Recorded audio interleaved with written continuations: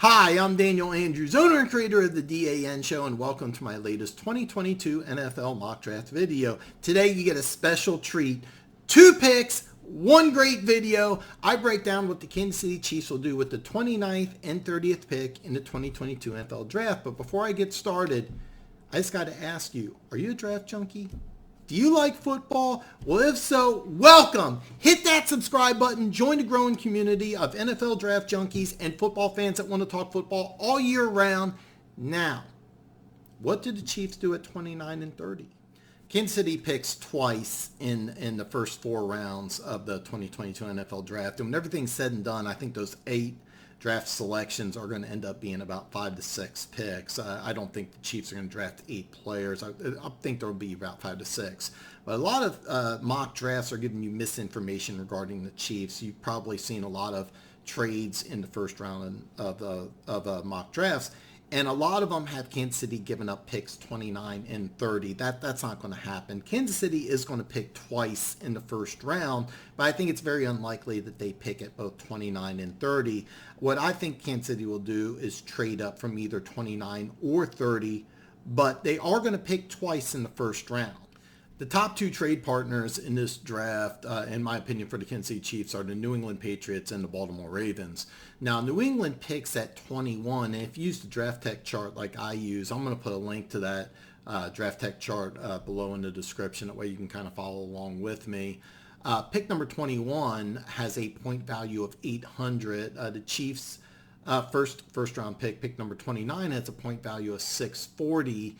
To make up the remaining 160 points, I could see Kansas City giving up pick number 94, their first pick in the 3rd round, and pick number 121, their first pick in the 4th round. 94 has a point value of 124.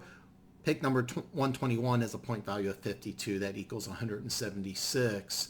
Now, Kansas City doesn't have a pick in either rounds 5 or 6. New England has 2 draft picks in both the 5th and the 6th round. New England's 6th round picks would equal 15.6 points. So this trade would be a fair trade for both teams. It would end up being picks number 29, 94, and 121 for 21, 200, and 210. Now, New England could be stingy and try to keep 210, but the way I have the trade set up, it's fair for both teams. The point value equals out. In my opinion, Kansas City makes this trade for Jameson Williams, the wide receiver out of Alabama, if he's available at 21. Now, in my mock draft, New England uses pick 21 for Kenyon Green, who would replace Shaq Mason. Now, New England in this trade scenario would end up using pick 29 on Tyler Smith, the Tulsa tackle. He would be a day 1 starter at guard. Now, if New England wants to draft Jameson Williams, they obviously refuse this trade. But one thing about New England is that they have been famously bad at drafting receivers in the first round. Plus, with only 1 pick in the first round, they may not want to pick a player who won't be able to play towards midseason. Kansas City with 2 picks in the first rounds wouldn't have a problem drafting the injured Williams or trading up with New England at 21 to pick him. Another trade scenario would be with the Baltimore Ravens. Now, it's interesting because after the Saints pick at 19, every team that has a pick between 20 and 28, except for Dallas and Buffalo, runs a 3-4 type of defense. Now, Buffalo, after signing Von Miller to that massive contract, there's no way that they pick a defensive end in round 1. And even though Dallas lost Randy Gregory in free agency, it's pretty unlikely that they'll go defensive end at 24, even though it is possible. Now, I bring this up because Green Bay, who picks at 22, and Arizona at 23, could easily take Jameson Williams. In my mock draft, Jameson Williams goes 25th to Buffalo. So if Kansas City wants a wide receiver, I think 21 would be the ideal trading spot. But if they want an edge rusher, I think they trade up with Baltimore at 14. For those of you who don't remember, the Chiefs traded their first round pick to the Baltimore Ravens last year for left tackle Orlando Brown. And in return, Baltimore Ravens drafted edge rusher Odafe Owa with the 31st pick in the draft. Now, in the Ravens 3-4 scheme, he plays outside linebacker, but essentially he's an edge rusher.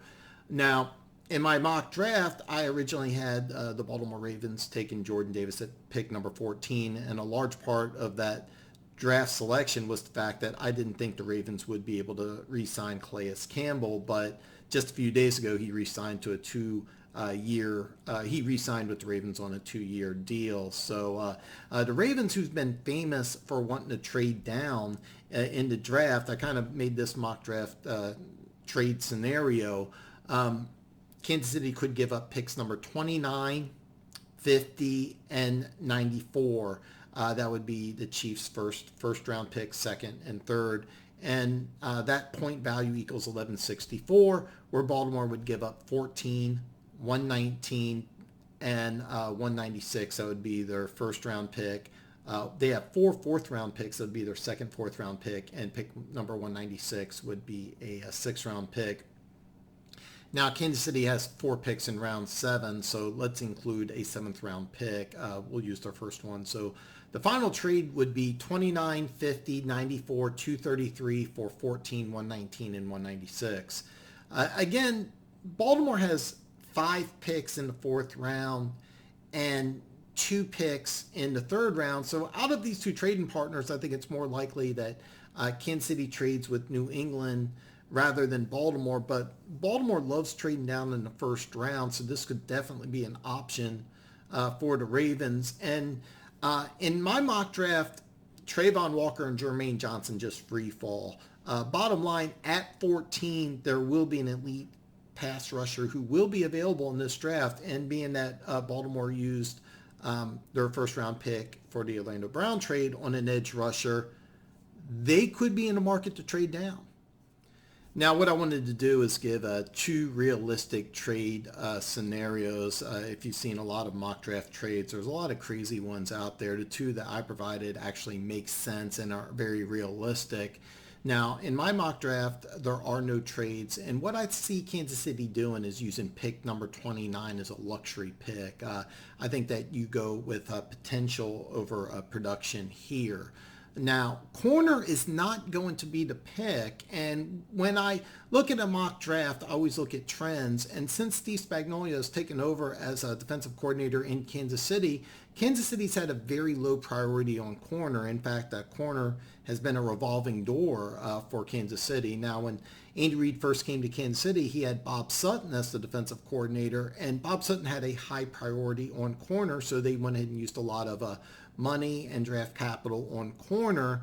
Under Steve Spagnuolo, it's been defensive line, and Kansas City's been very happy bargain basement shopping at corner. And considering since Steve Spagnuolo has been here, they've been to 2 Super Bowls, won 1, and went to an AFC Championship game. So it's worked. Now, I have in my mock draft David Ojabo going to Tampa Bay at 27. My prediction is that if David Ojabo is available when the Chiefs pick at 29, that will be the pick. However, he's not. So instead, with the 29th pick in the 2022 NFL Draft, the Kansas City Chiefs select Treylon Burks, wide receiver out of Arkansas. Now, Burks might not be available. If you've been following me for a while, you know that I have Burks as my number 1 wide receiver, and I love this kid, and to have my number 1 wide receiver go to Kansas City at 29 is almost unfair, but there is some downside. This kid is exceptionally raw and is going to take some time to develop.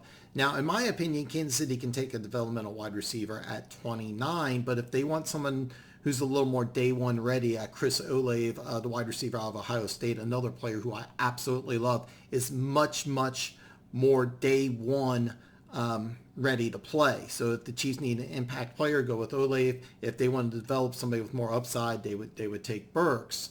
Now, again, this is somebody who's not going to contribute a lot day one. If you're in a fantasy football league, unless it's a dynasty league, I would avoid taking Burks completely. I would, in fact, I think that maybe 50 touches would be the absolute maximum he would have in his first year with the Kansas City Chiefs, and a lot of that may even be on end arounds or as a running back. You watch, if Burks ends up being the pick, in preseason he'll return punts, he'll return kicks, he'll probably be used as a running back. He's not going to contribute much in 2022, but he could be a superstar in 2023.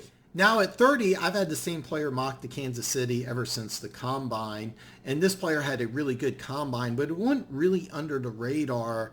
And I've had this player mocked to Kansas City even before the Tyreek Hill trade, but there are very few mock drafts of this as a player chosen in the first round. But without further ado, with the 30th pick in the 2022 NFL Draft, the Kansas City Chiefs select Logan Hall, defensive lineman out of Houston. Now, I feel like I have to defend this pick because if you're a draft junkie like I am, you can probably go through 10 mock drafts and not see Logan Hall as a first-round pick. The NFL Network has Daniel Jeremiah's top 50 big board, and Logan Hall is player number 50.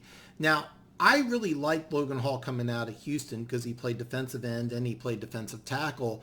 But when he came to the combine, he weighed in at 283. Now, I'm telling you that he was probably closer to 260 when he played last year for the University of Houston football team, but he's the only player in this draft who can play defensive end on first down and defensive tackle on third down, and that's why I have him as Chiefs selection with the 30th pick in the first round in the 2022 NFL Draft. NFL scouts love players who can play multiple positions, but when you can play multiple positions and you go to the NFL Combine and you're bigger, stronger, and faster than expected, that just skyrockets you up general manager's draft boards. And even though he's the 50th ranked player on Daniel Jeremiah's big board, I think his draft value is a lot higher than the 50th player in the NFL Draft. Now, this YouTube channel is not just for Chiefs fans. I want to create a community that has that welcomes all 32 NFL fan bases and draft junkies. But that said, I've been a Chiefs season ticket holder since 1989, and I am a diehard Chiefs fan. So Chiefs Kingdom, what do you want the Kansas City Chiefs to do with the 29th and 30th pick in the 2022 NFL Draft? Drop a comment below and let's talk Chiefs. If you haven't already, please hit that subscribe button. It really helps me out, and I will definitely thank you. Like the video. A lot of great content in here, and ring the bell. That way you're notified anytime I come out with a new video. Now, every Friday I go live, 7 p.m. Central Standard Time. I go live, answer any and all questions, join the live stream, share your draft prediction. Now, tomorrow I'm going to break down the Cincinnati Bengals, boo, and what they'll do at the 31st pick in 2022 NFL Draft. So join the live stream, and I will see you tomorrow.